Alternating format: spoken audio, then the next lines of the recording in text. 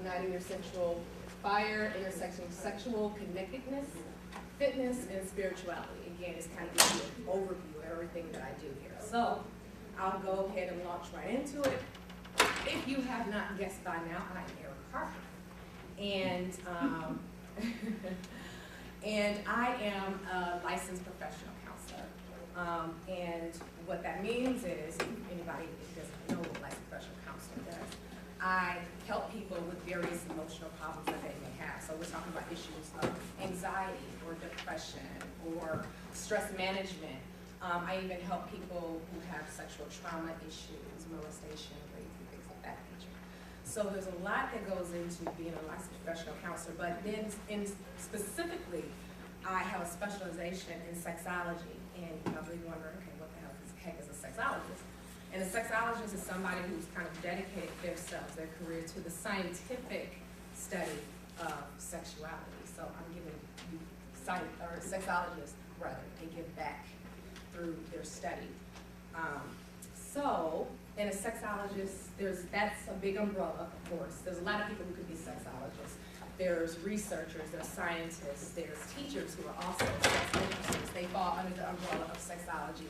And then there's the therapists, that's where I fall into. So, and under sex therapy, which is what I practice, there's another large umbrella. So personally, I talk to people who have various sexual issues in addition to the regular mental health counseling that I do. So I also talk to people who have more specific low desire issues, or people who have no sexual desire is a problem for them. And I also talk to, again, sexual trauma victims, or I don't want to say victims, I want to say survivors, sexual trauma survivors. I also, and I forgot to say this, I also have an interest in helping athletes kind of transition into retirement and also adjusting to injury. So it kind of runs the gamut. You can kind of pick and choose. I do some fetishes that people may have issues with, but sometimes that can get out there, and there are other people who do those kind of other sexual issues that people may have. So that's the sex therapy part. Okay.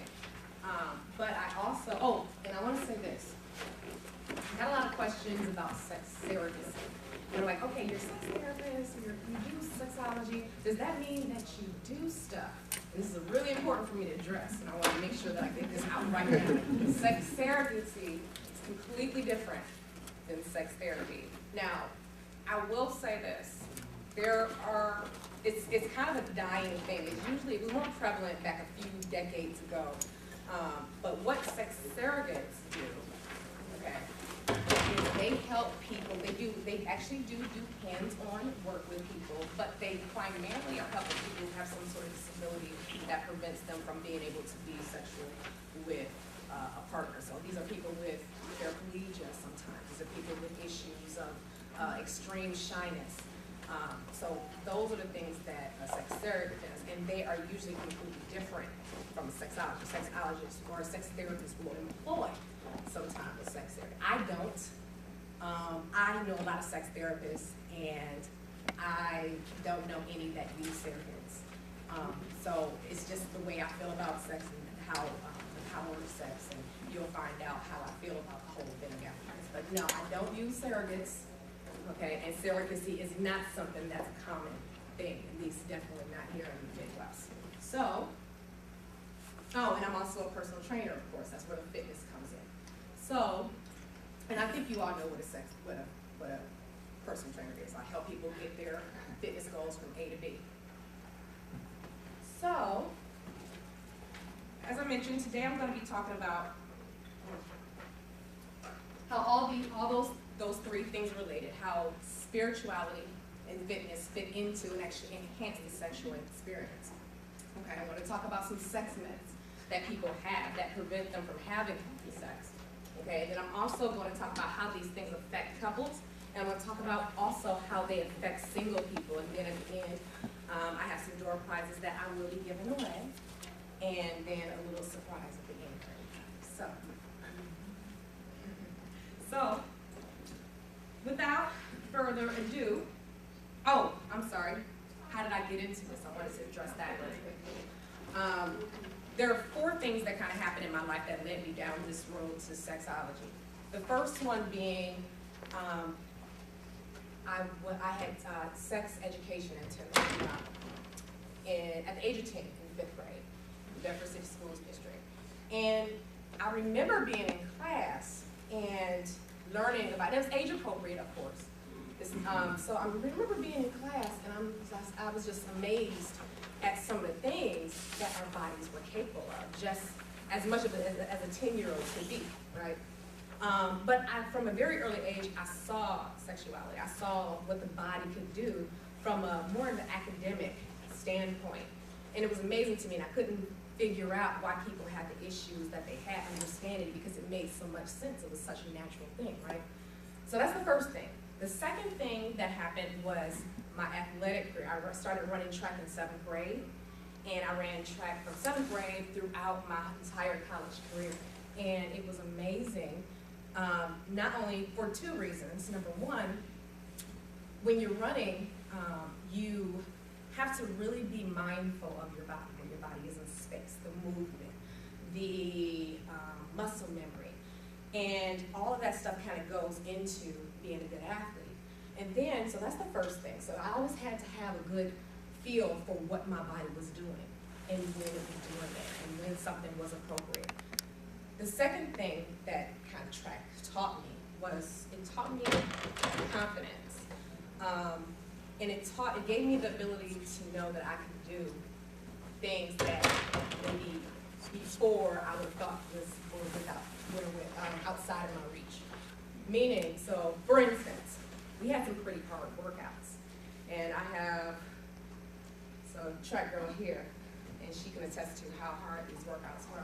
But we would do ladders. And I don't know if anybody's familiar with ladders, but that's when you go down or you go up in your workout. So this particular ladder was 1, 2, 3, 4, 5, 6.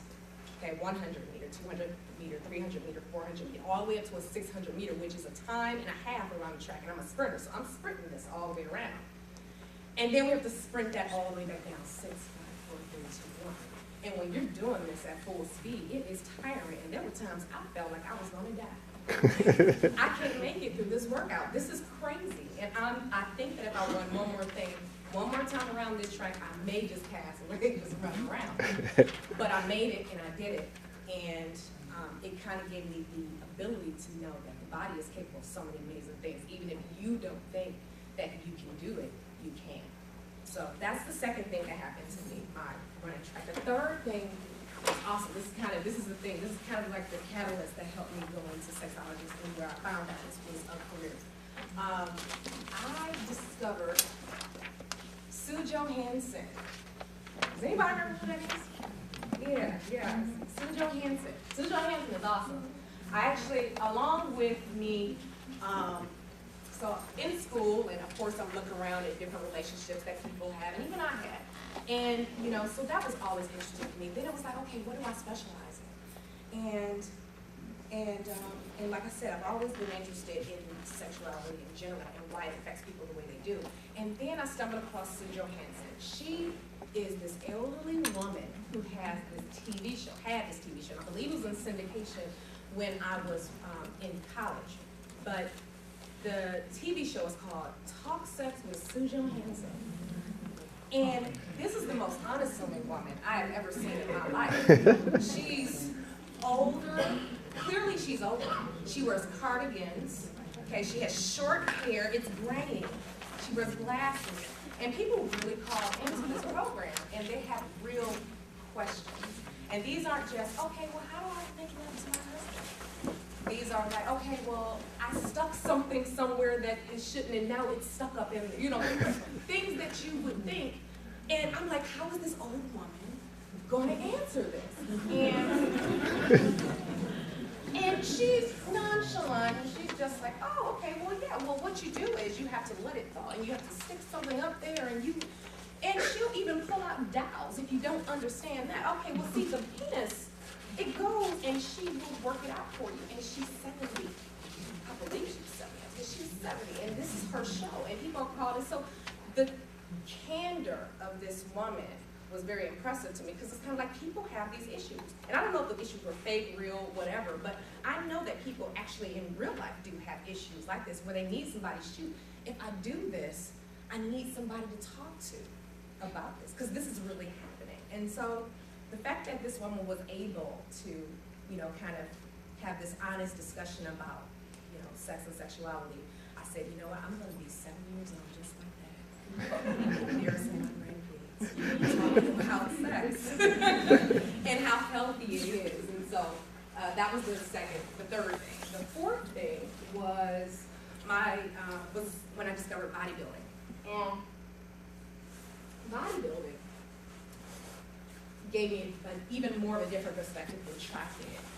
Track was, you end up looking a certain way based upon the events or the sport that you have. So if you're a football player, by nature of the exercises and the running and the workouts, you're gonna look like a football player. Basketball, you're gonna look like a basketball player. Track people tend to be shaped like little tyrannosauruses, right? You know, because the power comes down here.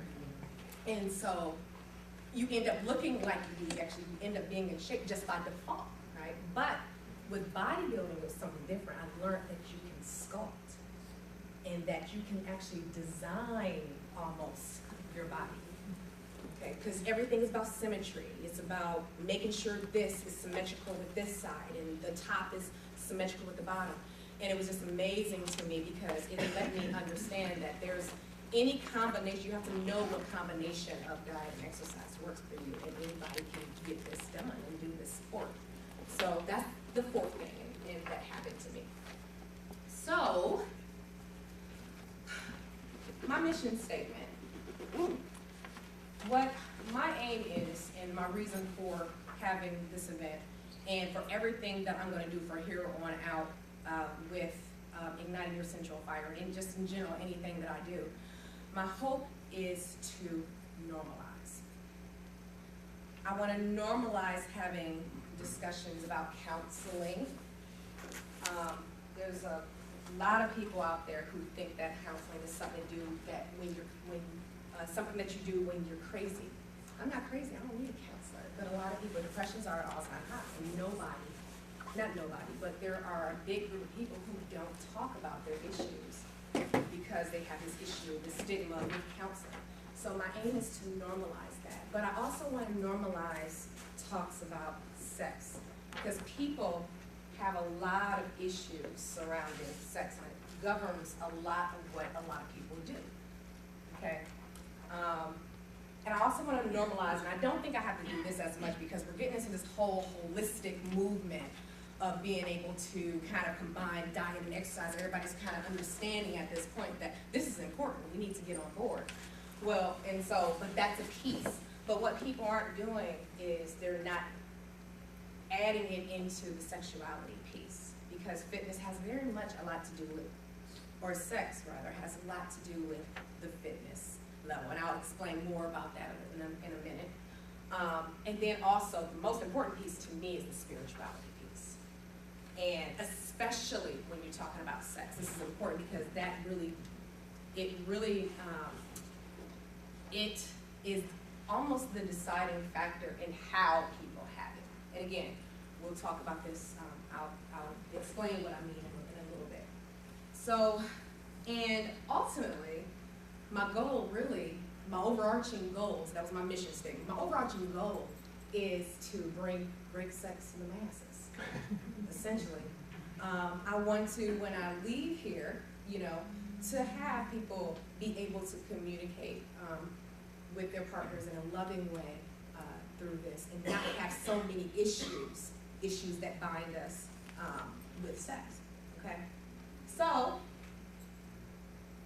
without further ado, we will move on into the first one. Oh, first of all, this is a little mantra that I have. This is a mantra, okay? Before we move forward, what I want to do is, I want everybody, you already saw it up there. But what I want everybody to do is, I want, like I said, I want to normalize this. I want everybody to see this as a